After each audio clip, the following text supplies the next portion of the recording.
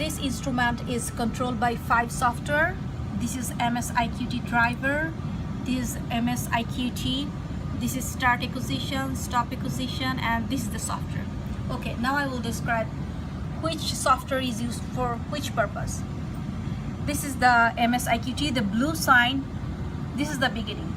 At first, you will click on this part, then you will check you have the right tuning. You can upload the tuning. So this tuning I'm using right now, 21st April 2016.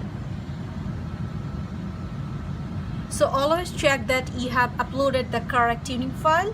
Otherwise, when you shut down the computer, the tuning change.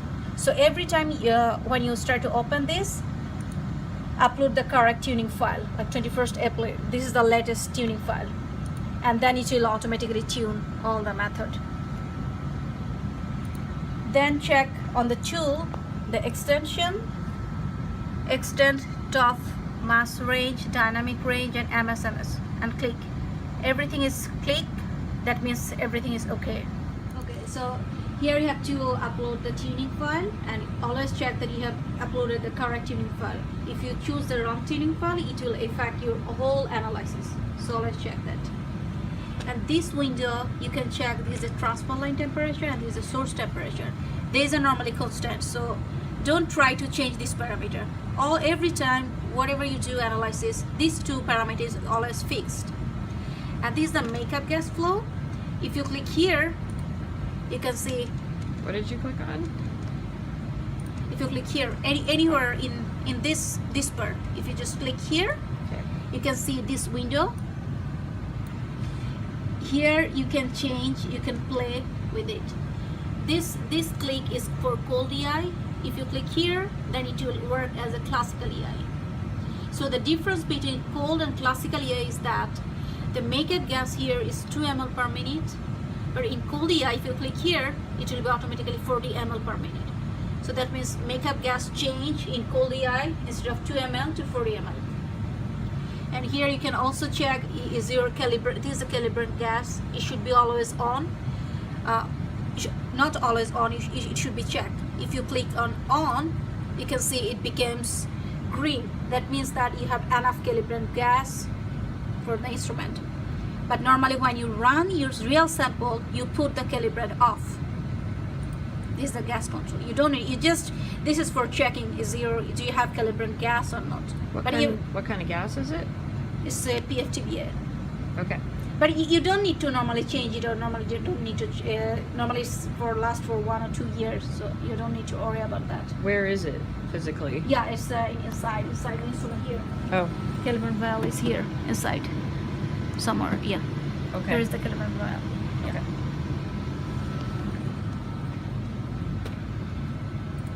So this software has several options, different workplace. This is real time. In real time means when you click on real time, you can see what's happening. Like when you click on cold EI, you will see the makeup flow will change, the makeup gas pressure will change, because pressure is dependent on what type of makeup gas you were running. If you change, like suppose if you flow 40, then the pressure will be 9. So it depends on the makeup flow, how much you put, then it will affect the pressure. There is a data review software, workplace, where you can, this is a file, you can upload, after analysis, you can upload here. Suppose I want to upload this file. Then click on the file, then open, then again open, and okay. Now we get this file. So in this window, you can do after analysis, like what you have here is a further analysis. And here, if you want to put the retention time, this is the top level. So if you put scan number, retention time, you see this is the scan number, this is the retention time. If you click auto, this is for scan number. So you see all the scan number on the top of the peak if you want to see. So if you click on retention time, you see this is a retention of time for this peak, this peak, this peak. Or if you don't want to show any of them, you can click on none. And here for bottom level, you can change here, you see the X parameter is retention time and Y parameter is a tick. So you can change whatever you want. If you want retention time, click on retention time. If you want to scan number, you can change scan number. So you will see the scan number. Normally you don't need to play with this. It's for after, how you want to present your result. It's after analysis. Okay, so I'm just showing the overview how this software works. This is the, you see the scale here, 2.7 You can also change it manually. You see, so you can play with this.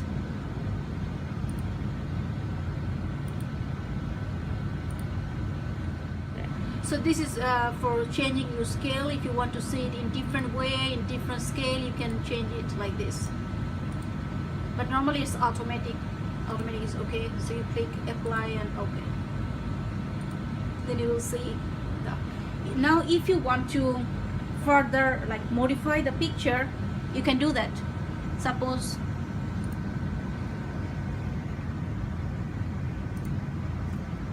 I choose this file. I choose one JetFile file.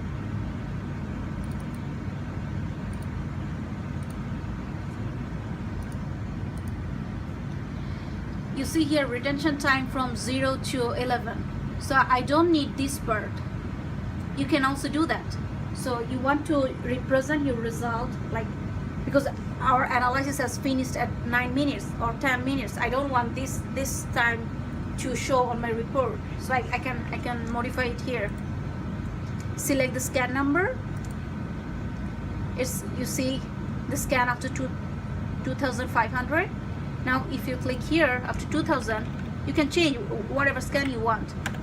Normally 2,000, then apply.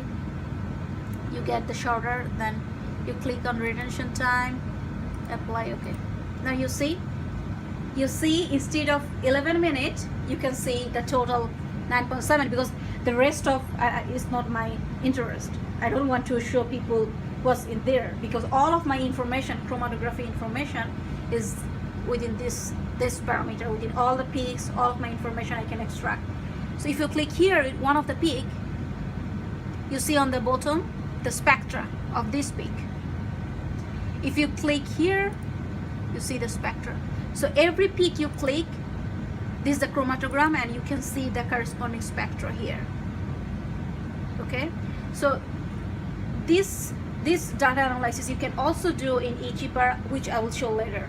So this is one way to formulate your information. Then you can see, if you click on all, you can see in different way the window. Then you can shuffle it. It's just play with it how you want to see your result.